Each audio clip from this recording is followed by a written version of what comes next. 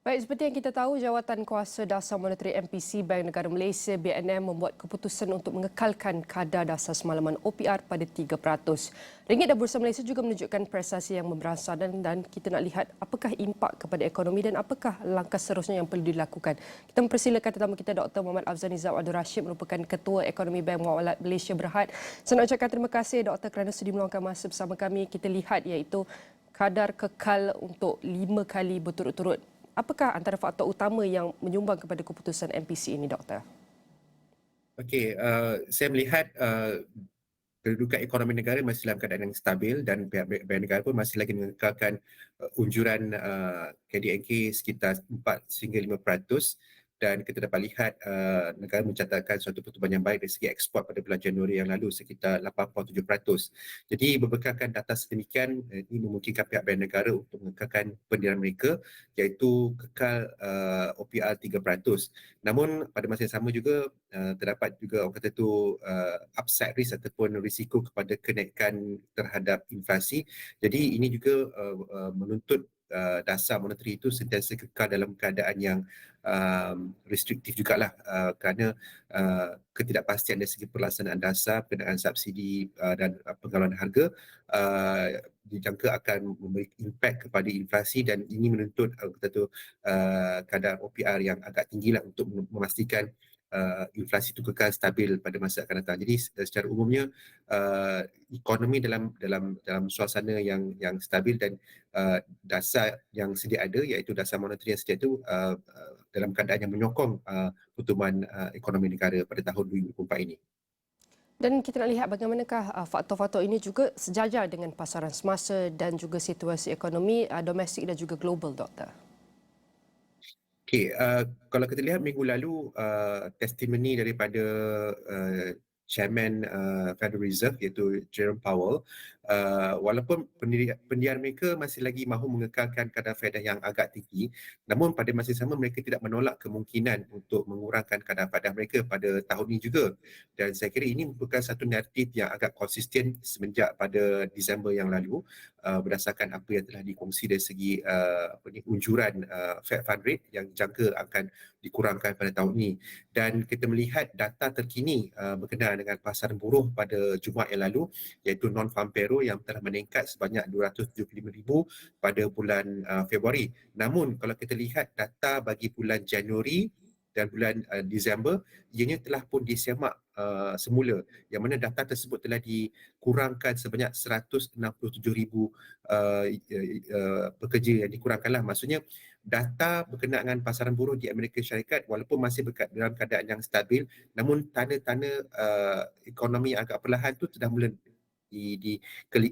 kelihatanlah, dan kita dapat lihat kadar pengangguran di Amerika Syarikat itu telah meningkat ke paras 3.9% setelah ianya kekal stabil sekitar 3.7% untuk tempoh 3 bulan yang sebelumnya. Jadi data-data ini seolah-olah menyokong bahawa ekonomi mereka mula memperlahan, dan ini menuntut pihak Reserve Persekutuan Amerika Syarikat untuk membuat satu campur tangan pada masa akan datang untuk memastikan ekonomi di Amerika Syarikat akan kekal dalam jajaran yang sihat.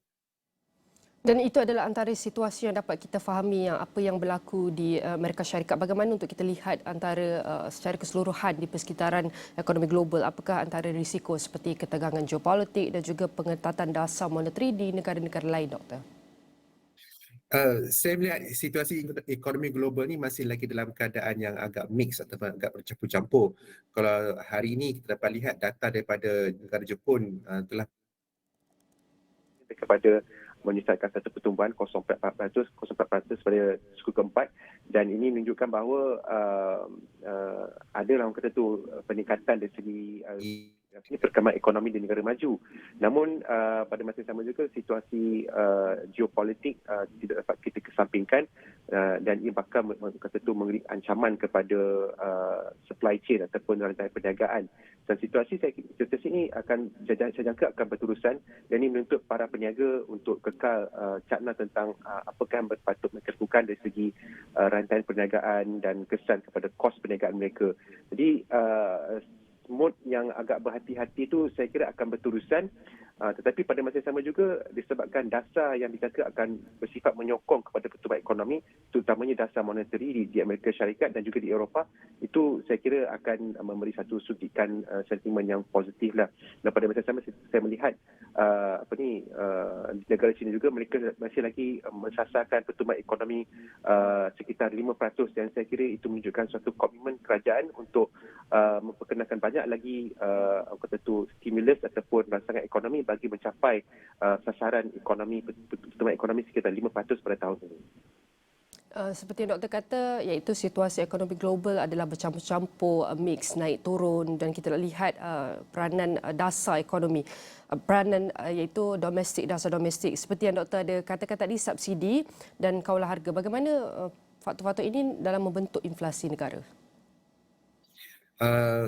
Itulah kita tidak pasti lagi bagaimana pelaksanaan pengurangan subsidi itu akan dilaksanakan, tapi sekiranya subsidi itu dikurangkan sudah pasti akan bagi kesan kepada harga barangan lah, dan kita akan melihat kuantum ataupun degree ataupun darjah perubahan terhadap perubahan dasar tersebut. Tapi saya menjangkakan sekiranya berlaku perubahan tersebut, ianya agak orang kata itu berlaku dalam keadaan yang beransur-ansur. Dan kerana kita maklum bahawa keadaan kos harga hidup yang tinggi ini masih lagi menjadi isu utama yang membelenggu ekonomi negara lah. Jadi pada masa sama ia juga menuntut kepada pelaksanaan dasar perubahan struktural semula dan subsidi dan sebagainya, dan saya kira pelaksanaan ini akan dilaksanakan dalam keadaan yang berhati-hati dan sangat orang kata tu mengambil kira tentang situasi ekonomi semasa. Dan kita nak lihat iaitu pergerakan ringgit iaitu dikatakan semakin baik. Bagaimana untuk kita menilai iaitu prestasi nilai ringgit semasa dan penjajaran dengan asas ekonomi sudah penting untuk kita lihat antara faktor-faktor yang menjadi pemacu pertumbuhan ekonomi seperti faktor ekspor, penggunaan domestik dan pelaburan. Okey, saya kira pada awal perbincangan kita ialah berkenaan dengan kadar Fed Amerika Syarikat. Saya kira merupakan satu faktor yang positif lah, kerana jangkaan pemotongan kadar Fed akan memberi suntikan sentimen positif pada ringgit Malaysia. Namun pada masa yang sama juga kita lihat penilaian pihak Bank Negara Malaysia yang saya kira begitu eksplisit ya dinyatakan dalam kenyataan Monetary Policy Committee baru-baru ini, juga memberi satu orang kata itu guidance kepada peserta pasaran tentang bagaimana hal RM7 sepatutnya berlaku pada masa akan datang. Jadi saya melihat sasaran kami iaitu RM4.50 pada akhir tahun 2024 ni masih kami kekalkan berdasarkan input-input yang kami terima pada masa ini. Jadi sepatutnya ringgit bergerak ke hadapan sepatutnya akan mencatatkan suatu bacaan yang lebih baiklah berdasarkan prestasi ekonomi yang kita saksikan pada masa ini. Dan terakhir sekali doktor, apakah antara jangkaan doktor terhadap kesan atau impak jangka pendek hinggalah sehada untuk nilai ringgit Malaysia, dasar monetary mengambil kira pembaharuan struktur dan faktor ekonomi luaran yang berterusan? Tempoh terdekat ni saya kira faktor luaran akan menjadi satu faktor utama.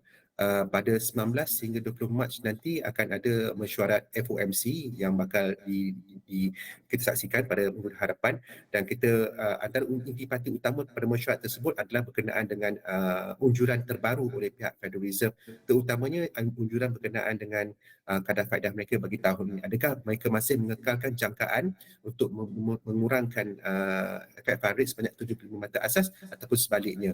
Jadi itu saya kira sentimen ataupun faktor utama yang akan diberi perhatian oleh peserta pasar baik di pasaran equity maupun di pasaran mata wang.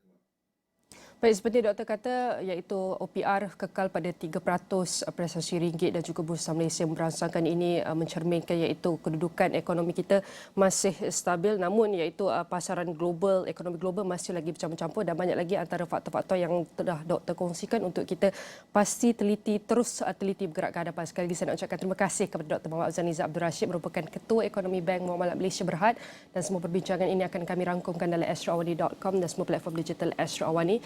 Jangan ke mana-mana, kita akan berhenti rehat seketika dan kembali selepas ini.